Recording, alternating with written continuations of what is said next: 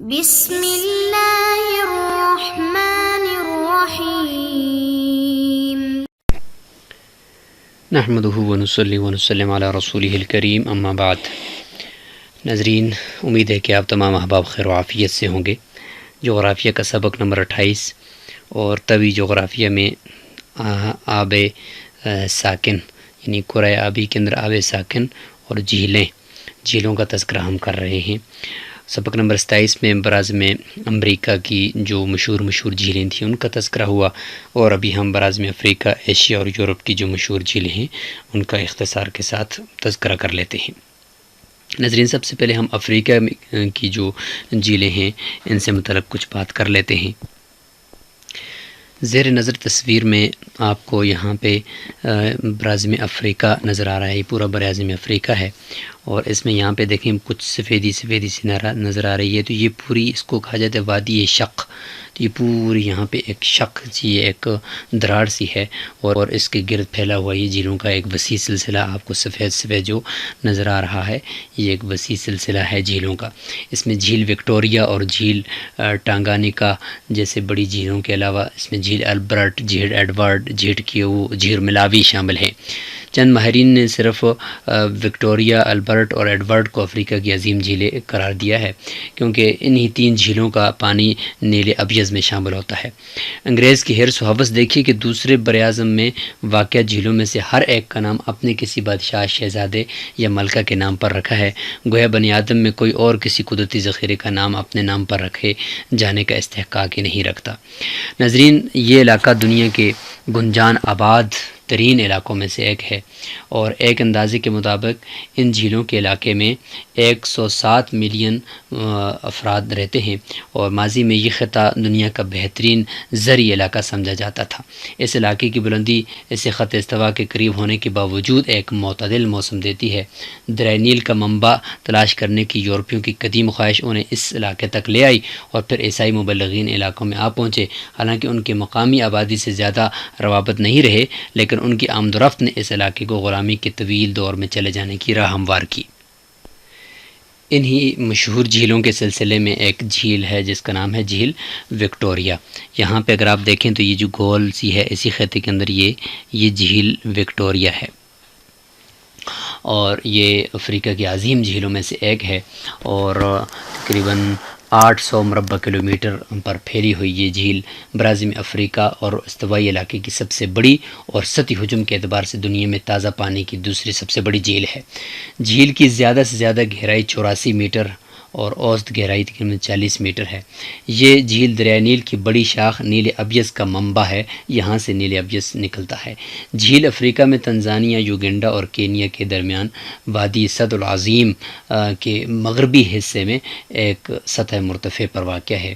جھیل کے ساحلوں کی لمبائی 400 کلومیٹر ہے، اور جبکہ اس میں 3000 سے زائد جزیرے بھی ہیں، اور لمبائی تقریباً 4003 کلومیٹر، یعنی اگر آپ میلوں کے اعتبار سے دیکھیں تو 2138 میل بنتے ہیں۔ جھیل کے شمال مغرب میں واقع کئی جزائر کا مجموعہ مشہور سیاحتی مقامات کی حیثیت رکھتا ہے۔ یہ سیٹلائٹ سے لی گئی اس جھیل کی تصویر ہے، اور تاریخ میں اس جھیل کے پہلی باقاعدہ معلومات عرب تاجروں کی جانب سے ملتی ہے، جو سونے، ہاتھی دانت اور دیگر اشیاء کے حصول کے لیے افریقہ کے اندرونی راستوں پر آتے جاتے تھے۔ معروف مسلمان جغرافیہ دان ادریسی نے 1160 عیسوی کی دہائی میں جو نقشہ ترتیب دیا تھا اس میں جھیل وکٹوریہ کو دکھایا گیا ہے باقاعدہ، اور اسے دریائے نیل کا منبع بھی قرار دیا گیا ہے۔ لیکن امریکہ کی دریافت کی طرح اس جھیل کا انکشاف بھی گورے مہمجوں نے اپنے نام کروا لیا ہے۔ بہرحال یہ جھیل 20ویں صدی سے یوگنڈا، تنزانیہ اور کینیا کے درمیان بحری سفر میں اہم حیثیت رکھتی ہے۔ 21 مئی 1996 کو ایک بحری جہاز کے ڈوبنے سے 1000 سے زائد افراد ہلاک ہوئے، جو افریقہ کی تاریخ کے بدترین بحری حادثات میں سے ایک ہے۔ اس کے بعد اسی وادی شک کے اندر جھیلوں کے سلسلے میں سے ایک مشہور جھیل ٹانگانیکا کی بات بھی کر لیتے ہیں۔ یہ جو آپ کو تیر سے نشان لگا کر دکھایا گیا، تو یہ جھیل ٹانگانیکا ایک لمبی سی جھیل ہے، حجم اور گہرائی کے اعتبار سے دنیا کی دوسری سب سے بڑی جھیل ہے۔ حجم اور گہرائی کے اعتبار سے دنیا کی جو سب سے بڑی جھیل ہے وہ روس کی جھیل بیکال ہے، جو آگے چل کر ہم اس کا تذکرہ کرتے ہیں۔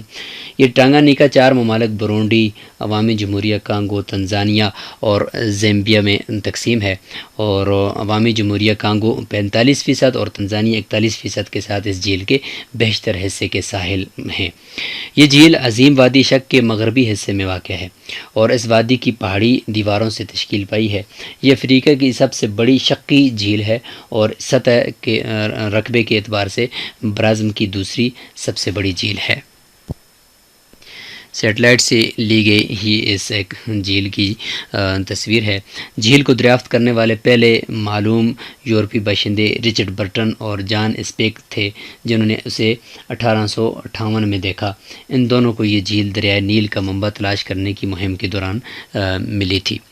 اس کے بعد ناظرین تذکرہ کرتے ہیں جھیل ناصر کا۔ اسی یعنی افریقہ کے اندر ہی انہی جھیلوں کے ساتھ ہی یہ جھیل ناصر واقع ہے، اور بحیرہ ناصر بھی اس کو کہا جاتا ہے، اور یہ جو گول ڈبے کے درمیان میں آپ کو دائرے میں نظر آ رہی ہے، یہ ہے جھیل ناصر۔ اور جنوبی مصر اور شمالی سوڈان کا یہ ایک عظیم آبی ذخیرہ ہے۔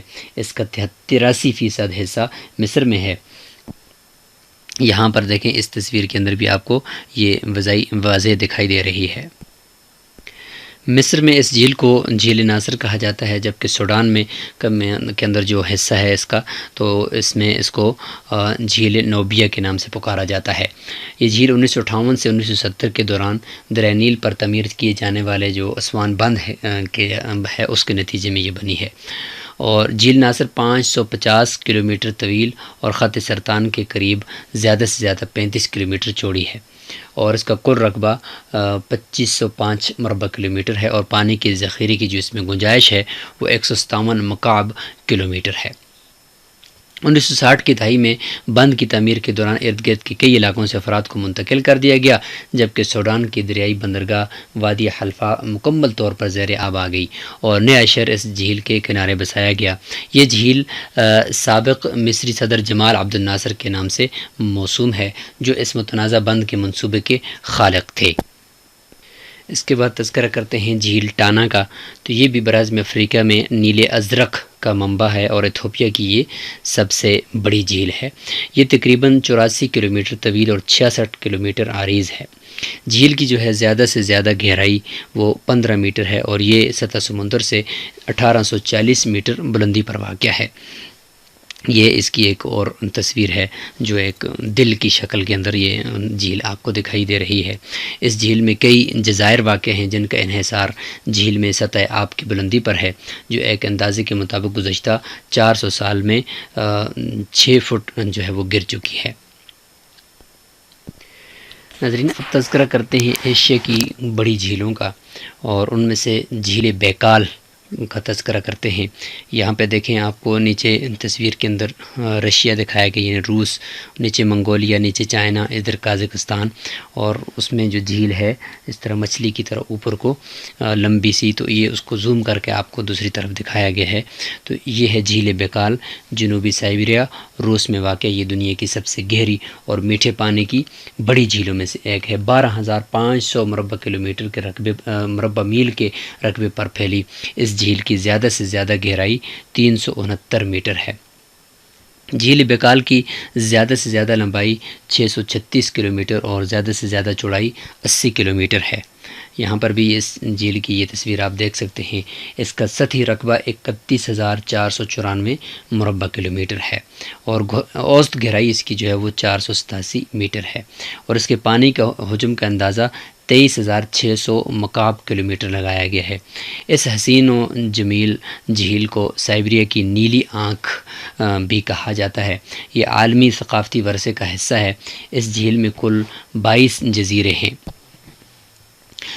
جن میں سے جزیرہ اولخون دنیا کی کسی بھی جھیل میں واقع دوسرا سب سے بڑا جزیرہ ہے، اور سب سے بڑا جزیرہ جو ہے وہ جھیل ہورون کا جزیرہ مینٹولن ہے۔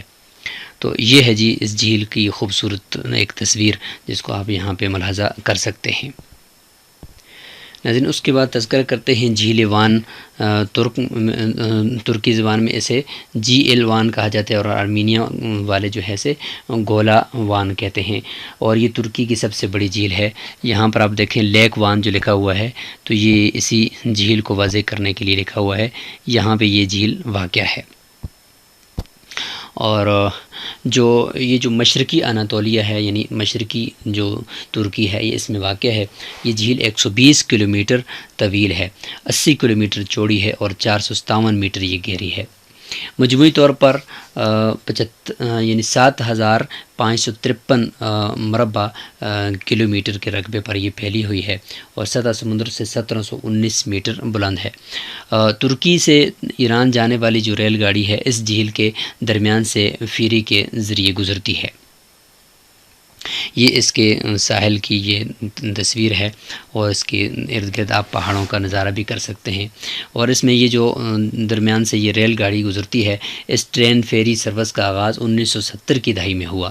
اس جھیل کے شمال میں واقع شہر ملازکرد میں 26 اگست 1071 کو سلجوقی اور بازنطینی سلطنتوں کے درمیان مشہور جنگ لڑی گئی۔ اس کے بعد ہم تذکرہ کریں گے یورپ کی ایک جھیل کا جو مشہور جھیل ہے جس کو جھیل کونسٹانس کہتے ہیں۔ یہ جھیل کونسٹانس جرمنی، آسٹریا اور سوئٹزرلینڈ کے درمیان واقع ایک جھیل ہے جو جرمنی کی سب سے بڑی جھیل ہے۔ یہاں پر اس کی آپ یہ تصویر ملاحظہ کر سکتے ہیں۔ یہ جھیل 210 مربع میل کے علاقے پر پھیلی ہوئی ہے۔ اس کی زیادہ سے زیادہ لمبائی 63 کلومیٹر اور چوڑائی 14 کلومیٹر ہے۔ ناظرین اس کا رقبہ 571 مربع کلومیٹر ہے اور یہ اس کے ایک ساحل کی تصویر ہے، اور اس کی اوسط گہرائی 90 میٹر ہے، زیادہ سے زیادہ گہرائی تقریباً 254 میٹر ہے۔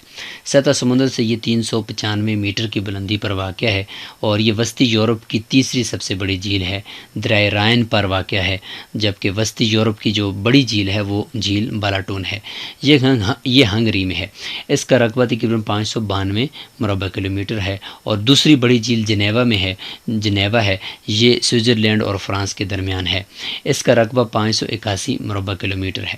تاریخ میں متعدد بار یہ جو جھیل ہے جھیل کونسٹانس یہ منجمد ہو چکی ہے، اور آخری بار 1963 میں مکمل طور پر یہ منجمد ہوئی۔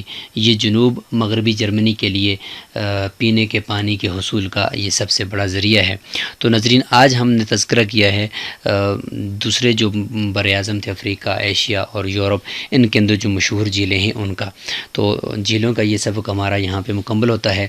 انشاءاللہ اگلے سبق نمبر 29 کے اندر ہم آب جاری یعنی قرہ آبی کے اندر جو آب جاری ہے، چلنے والا پانی جیسے دریا ہے، آبشار ہیں، تو ان کا تذکرہ کریں گے۔ اور اس سے پہلے آپ جو آب ساکن کے جو مشہور جو مقامات تھے، مشہور جو پانی کے بڑے بڑے ذخیرے تھے، ان کا تذکرہ کیا۔ آپ ان کو اچھی طریقے سے دیکھ لیں، سمجھ لیں، اور قدرت کی نشانیوں کو دیکھ کر اللہ تعالیٰ کی اوپر ایمان کو مزید پختہ کریں اور ایمان کو تازہ کریں۔ السلام علیکم ورحمۃ اللہ وبرکاتہ۔